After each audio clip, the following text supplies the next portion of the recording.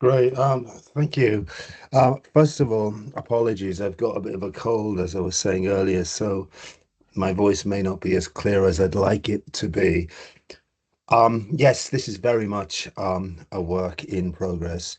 The talk is called Degrowth in the UK Press, Covered Climate Change Denial and Techno Optimism.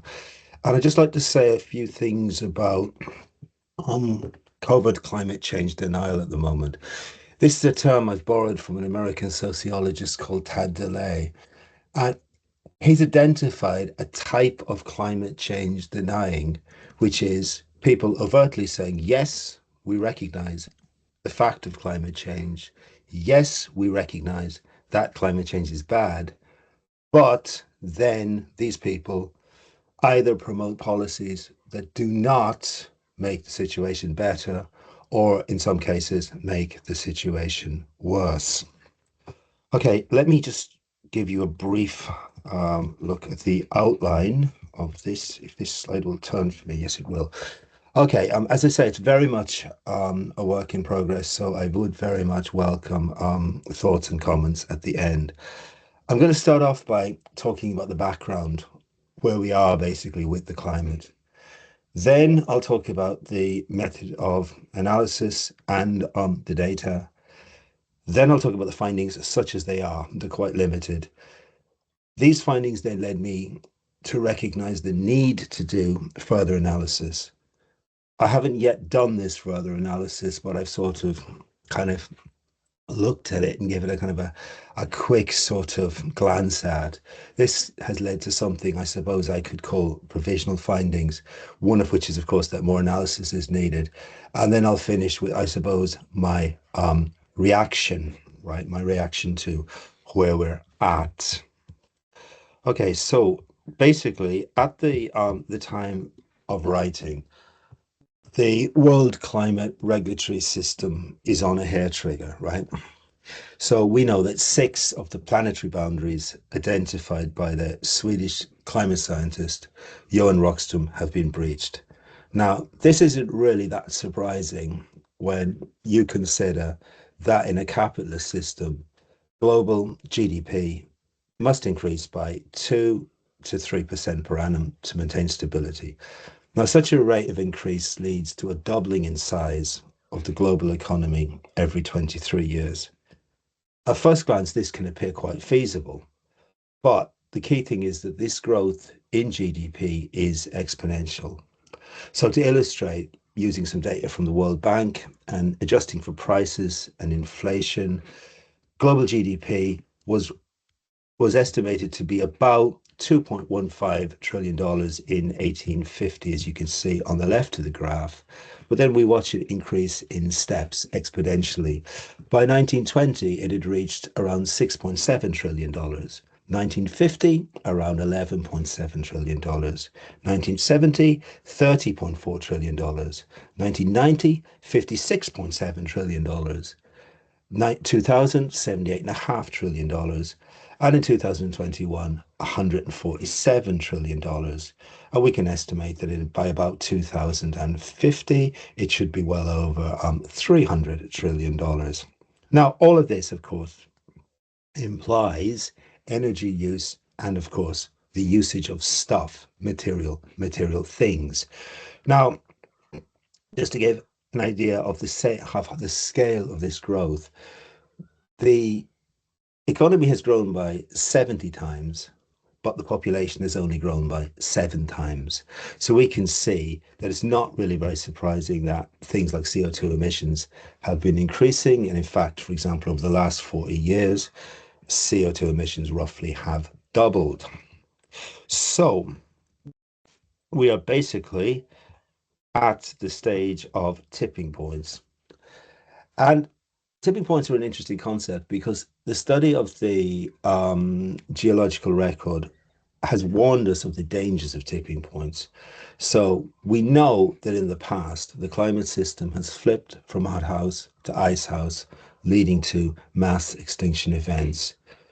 Now, during the time that we, like humanity as a species, has flourished on this planet, the temperature has operated within a very narrow window.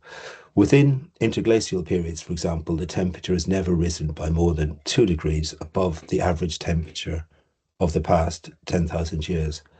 Ice age temperatures themselves were only, to put this into context, roughly 5 degrees lower on average than Holocene averages.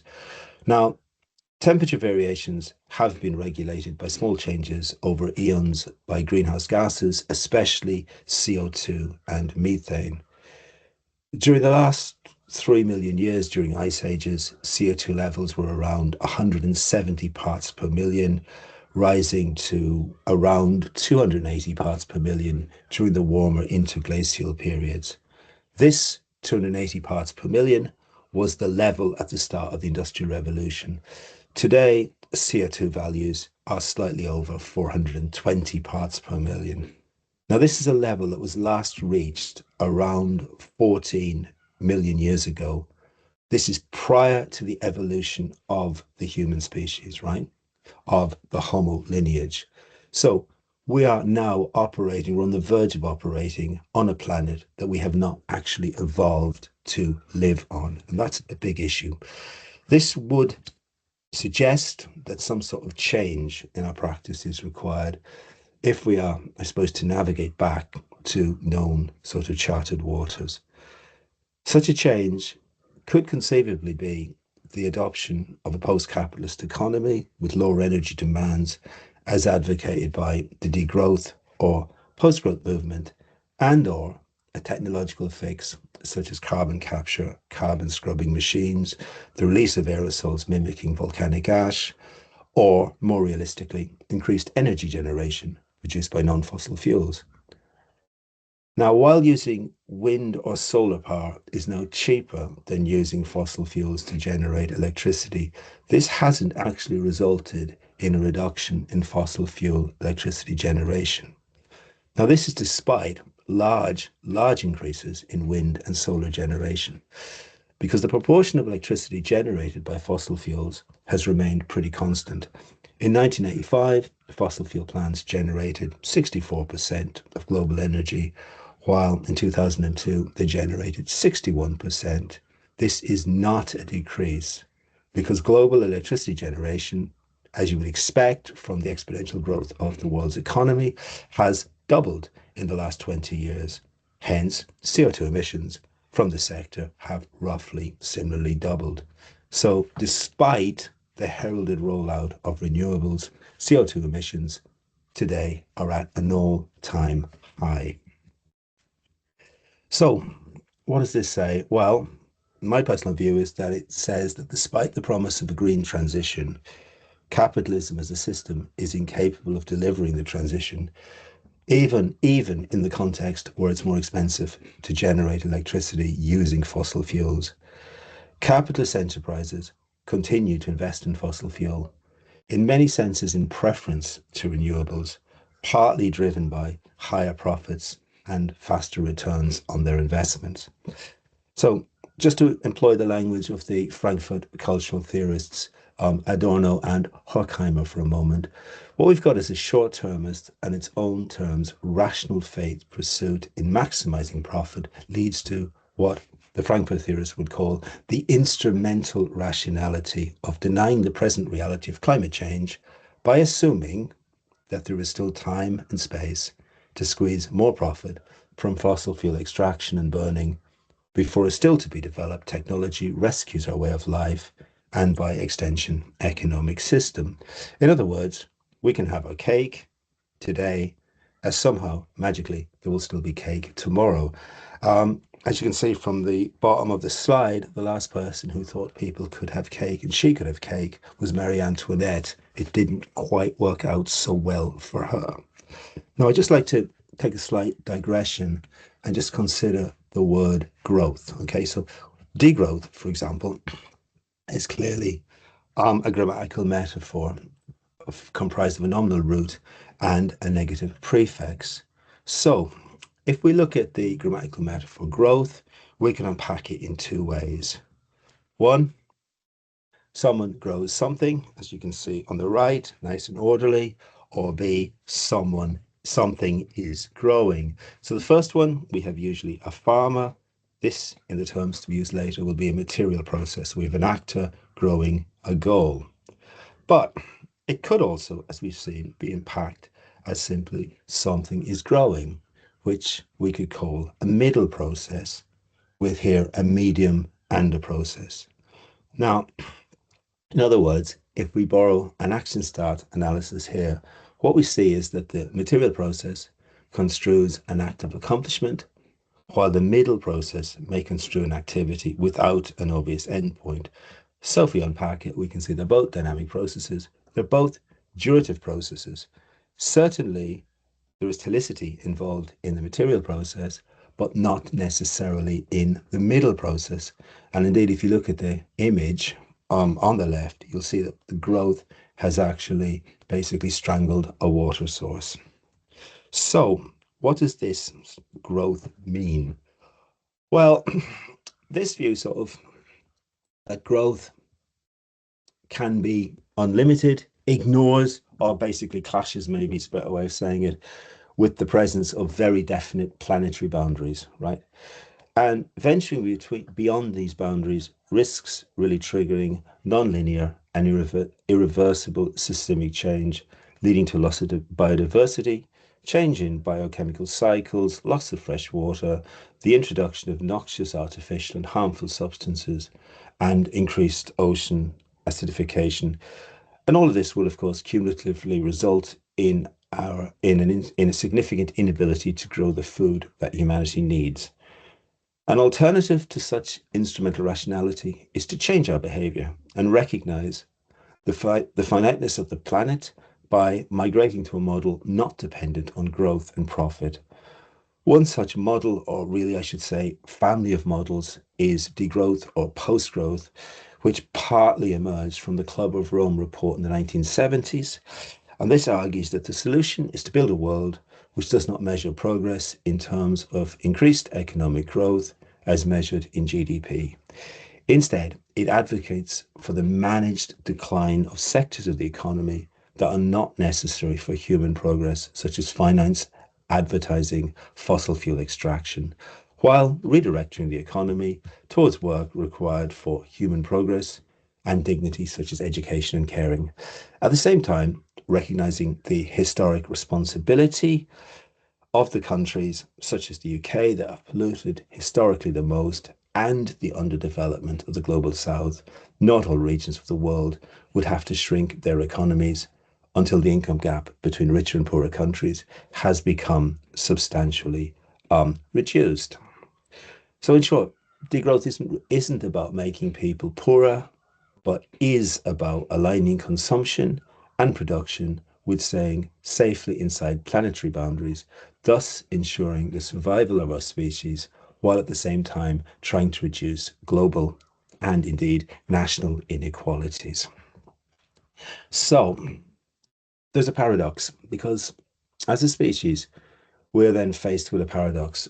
The science behind planetary boundaries, which details the dangers of climate as a complex system, flipping into novel and unpredicted states, is understood. But at the same time, the dangers of continuing to live in societies underpinned by the instrumental rationality of exponential growth remain buried below the surface. Part of the problem is that we, as sentient languaging beings, struggle to conceive of scales beyond what is immediately perceivable. Hence, imagining the consequence of the flipping of complex systems is not our strength. Our values, beliefs, expectations, and judgments are grounded in shorter time frames, which themselves are the product of both our past interactions and the conventions emerging from the interactions of generations of our languaging ancestors. So these timeframes are scripted to a very large extent by the narratives we produce and we consume. Now, at the same time, this is the interesting point, the weak point of a complex system, such as the prevailing economic model, is our acceptance of the paradigm out of which that system, its goals, its power structure, rules, its culture arises. In other words, the language practices that are formed into narrative structures glue our view of the world that we live in, and hence A change in our language practices can help to unglue our worldview and lead to the formation of new possibilities. Okay, so with that in mind, I wanted to look at media because media, and I'm focusing on newspapers. Now, newspapers, along with other parts of the media, play an important role in mediating our understanding of the society we live in and our relationship to the biosphere. So, newspapers have the potential to construe a short or long term narrative of planetary stability. In order to see how UK national newspapers address the paradox that exponential growth is good in the short term, but disastrous in the long term, I searched the Advanced Nexus UK website using these keywords: degrowth, post-growth, and planetary boundaries. The search was restricted to the period January 1st, 2024 to January 31st, 2025, so a 13-month period. The use of such terms basically would enable me to investigate whether national newspapers communicated the dangers of short-term instrumental rationality or adopted another view. Now, I didn't actually find all that much data. That's the first thing to say. I first of all located 49 articles which contained the terms degrowth, postgrowth, or variants thereof, and 41 articles which contained the terms planetary boundaries. But once I removed irrelevant hits and especially duplicates, I only had 25 articles containing the term degrowth with 62 tokens, and 22 articles containing the term planetary boundaries with 49 tokens. Out of the table over, the in red that refers to degrowth, and sorry, black refers to degrowth, and red refers to planetary boundary. And I've divided them up into the newspapers and also the sections of the newspaper as classified, right, by the Advanced Nexus UK website. And the first thing to note is that degrowth and planetary boundaries tend to occur in different parts of the newspaper, right? And that's important. We'll come back to it. Mostly the newspaper that covered the most was the Guardian, probably followed then by the Independent, and that's maybe what you might expect. And then the Financial Times, very limited coverage in newspapers such as the Times, the Mail, with the Telegraph being sort of in between. I also wanted to look at what the actual token was before I conducted an analysis. So the token could refer to a thing or it could be a classifier. So in relation to both terms, the majority of use was as a thing, but there were a number of classifiers used. And so for degrowth, we found things like degrowth model, degrowth discourse, degrowth movement, degrowth thinking, degrowth Europe, degrowth platform, degrowth agenda, degrowth definition, degrowth policy proposal, post-growth movement, and so on. And for planetary boundary, the only time it wasn't used as a thing, or as a classifier, was in the expression planetary boundary science. So this then leads me on to the method of analysis. And the primary method of analysis was just using an SFL transitivity analysis. And so I'm sure you all recognize on the right side of the slide the color wheel from the second edition of Halliday's Introduction to Function Grammar. And this illustrates the 6 process types found in English. I'm only focusing on 4 of them. I'll focus on material processes, which encode relations of happenings, doings, and creations, and usually contain the participant process roles, actor and goal. Relational processes having either identity, a token value relationship, or having an attribute or symbolizing, usually encoded with the relationship carrier attribute. Mental processes symbolizing either desire, cognition, perception, or emotion, encoded in a sensor phenomenal relationship, and verbal processes with the chief participant roles being sayer and verbiage. Now, the transitivity analysis was also supported by an appraisal analysis, largely focusing on the system's attitude appreciation. So in other words, assessing the value of things, and engagement, referring to the text producer's commitment. So if we look at the examples, we find things like the left is pushing a degrowth agenda. So here we have material process. Degrowth is a classifier and it's a goal. We also find it in, for example, relational attributive processes such as degrowth is nothing but a code for becoming poorer, Or in a token value relationship, degrowth is the answer to climate change. I put a line through this one because this is actually part of a clause complex. And the matrix clause said she has rubbish claims that degrowth is the answer to climate change. You also see it in a verbal clause as a sayer with support of the so-called degrowth agenda, and so on. In relation to appraisal, I'm not going to say a lot about that because I'll come back to this. You can find positive appreciations, for example, of burning. It's clean burning, positive appreciations of gas, natural gas, a positive appreciation of judgment capacity in relation to game changers, and also in relation to solutions where we find expressions like radical solution, which is ambiguous, could be a positive appreciation, could be a negative appreciation, but the evaluation tended to be negative because it was countered with the claim that growth is necessary to reduce poverty. So I'm just going to briefly talk through these results, summarizing them not by newspaper, because I'm not trying to contrast or compare newspapers, but by the sections of the newspapers. I'll start with degrowth, then I'll go on to planetary boundaries, then I'll make some comments on that, and then we'll take it a little bit further. So, in relation to the environment, the only newspaper I found with this section was The Guardian, which had comments on degrowth. It was primarily found in relational processes with negative attributes such as unrealistic, or as an actor in clauses where the goal was things like gaining support in rich countries or gaining support among a minority of economists. So we can see here that it's basically connotating very much a news value of eliteness, so not a positive appreciation. In the business section, it was found in three newspapers, The Guardian, Financial Times, and The Telegraph. In The Guardian, it was primarily aligned with an economist who works in London called Mariana Mazzuta, who's an advisor of Keir Starmer, who construed it as not the answer to climate change. Or in the other newspapers, it was mostly discussed in the context of the international tour, the anti-sort of tourism protests in Spain as a radical solution. But we've said that the co-text then signaled disalignment in a very odd clause for it was considered the goal of the German left, which again was negatively appreciated, or as a phenomenon again experienced by rich countries. Again, elite values, negative appreciation. We saw degrowth being equated with recession, again negative, or as a phenomenon perceived as an alien concept by citizens of the global south. So again, in the business pages, very much a bad thing. In the news sections, from The Guardian, Times, Telegraph, Independent, and Mail, it was mostly verbiage motivating the anti-tourist campaigns or arguing in favor or against higher tourist taxes. Also, it was an actor blocking movement, reducing tourism. It was a desiderative phenomenon, a mental process of the anti-tourist activists.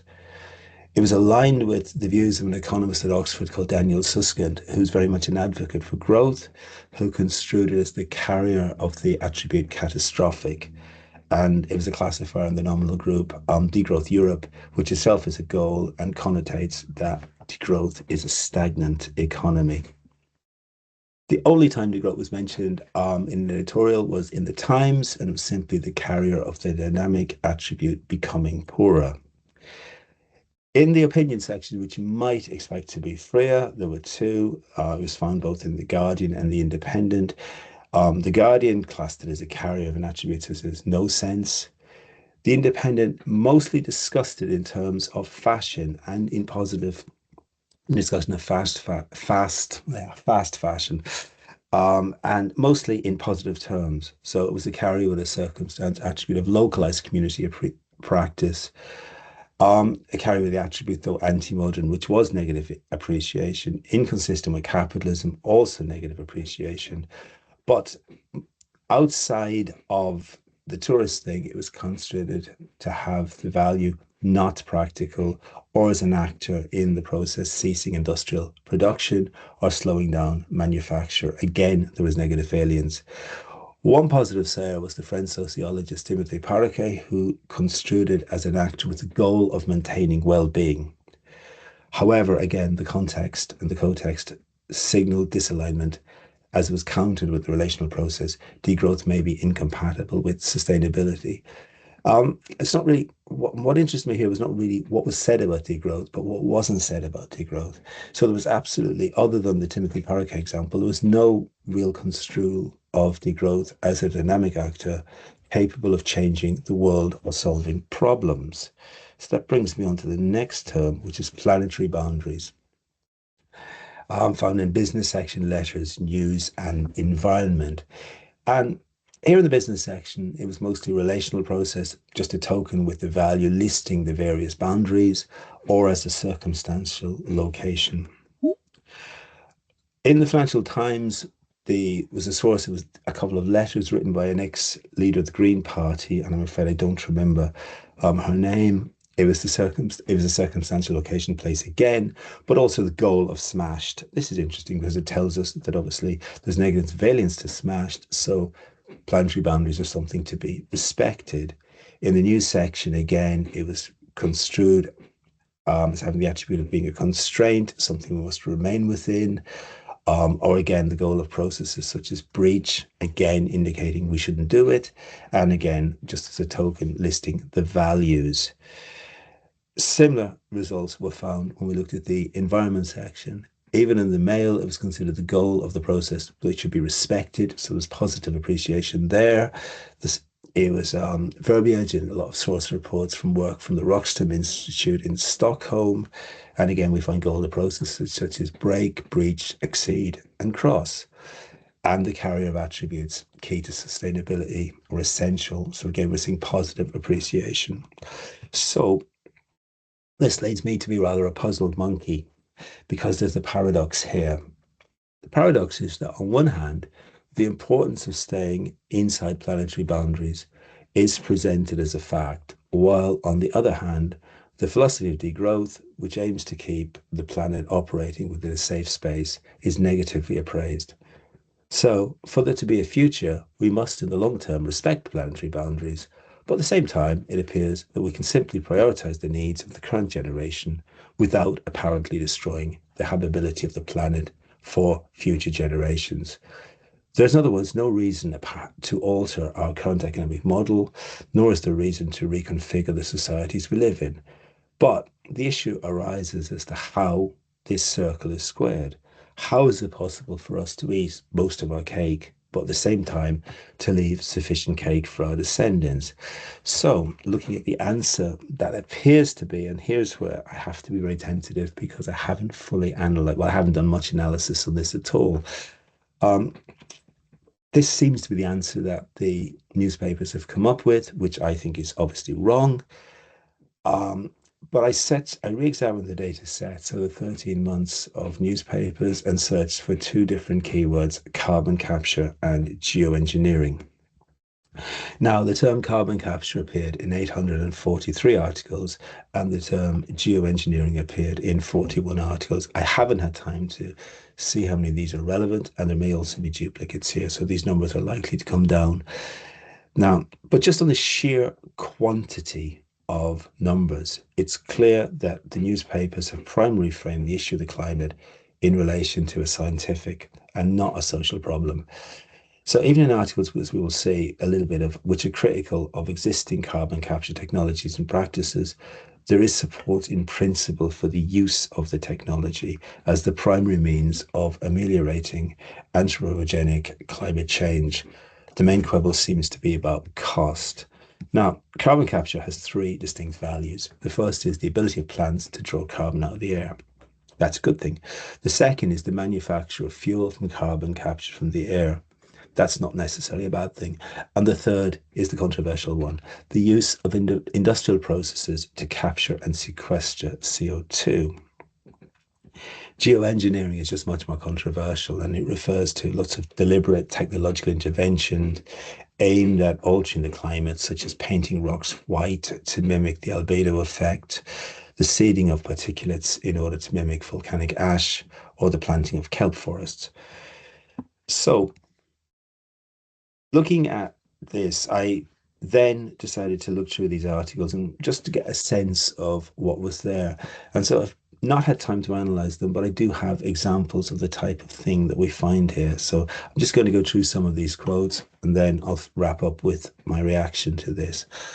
So here's one from the Telegraph. It says, although the technology for capturing emissions from industrial processes or energy production is well established, it's very expensive to do, raising questions about how the industry can be viable without permanent taxpayer backing or onerous costs on business.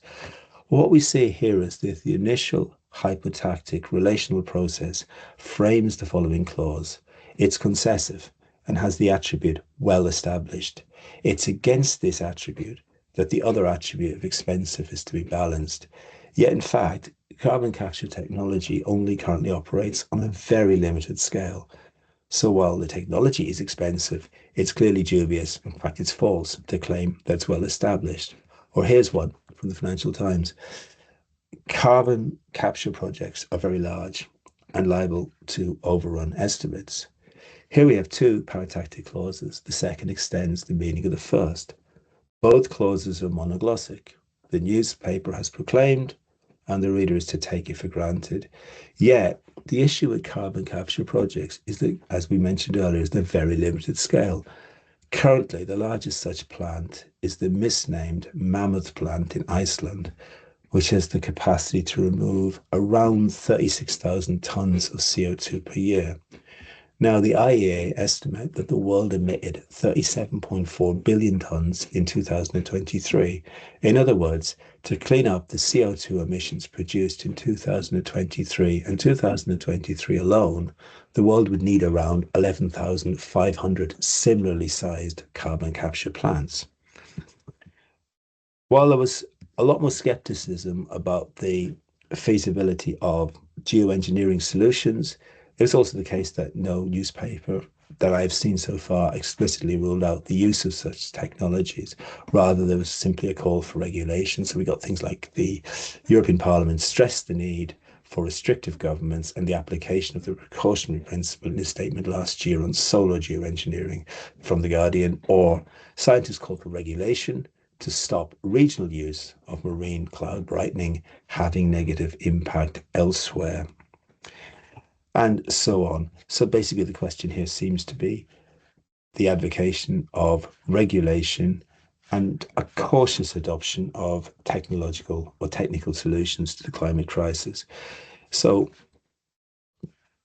basically, the message being sent to the readership is that we're not living in any sort of interregnum between a society based on growth and one based on changing practices.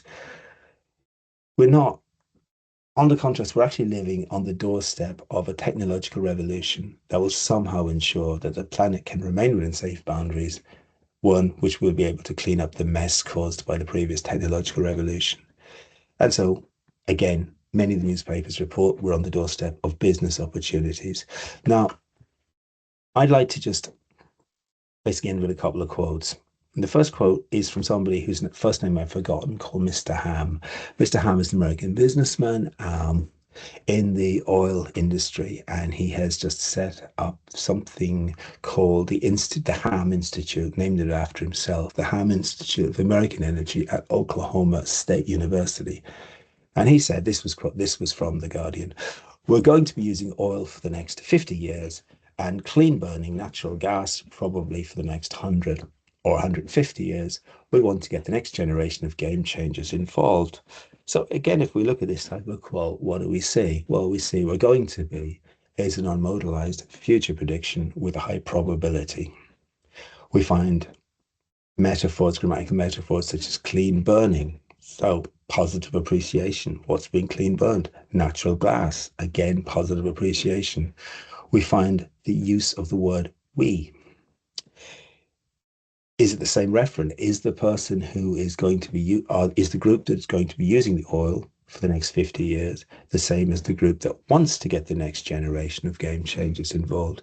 So the indefiniteness of the reference here makes this, again, a very, very abstract quote and very difficult to interpret, but also very difficult to challenge. And finally, we come to this magic word, game changers, which is another great example of grammatical metaphor. where basically if we unpack it, we find that people change games. Game, what do they mean by game? It means people change something in the real world. So what we see, change is generally perceived as a good thing. So we have a positive judgment on the people who can do this. We have a positive judgment of their capacity. So it's all good. But this morning, just while I was reading the newspaper, I found a very interesting quote from The Guardian, which was the final column of a journalist called Paul Brown, who writes a column which some of you may know called Weather Watch, and he was reporting on the the COP climate conference, which is going on at the moment. And here's what he said. He said, as I write, the carbon level recorded daily in this paper has reached 426.68 parts per million, well over scientists' so-called safe limit of 350. 350, I think, is possibly too high anyway. According to them, the planet is heading towards oblivion. All the time, news editors have told me not to be too downbeat. Let's have some optimism. This is my last column. I think the facts speak for themselves. This is a very bleak message. But we can see that while Mr. Ham is very much advocating technological solutions, and we can call him a covert or maybe even an overt climate change denier, I think we can also say that the newspaper editors here are very much being covert climate change deniers. And I'm going to finish with a quote from maybe a quote, maybe he didn't even say it, maybe he didn't write it, but a statement attributed to Gramsci. The old world is dying and the new world struggles to be born. Now is the time of monsters. And the monsters, perhaps the most serious monsters, are those who seem to be on the side of cleaning up the climate, but aren't. Okay, that's it. Thank you very much. Any thoughts, comments, questions that you have would be much appreciated.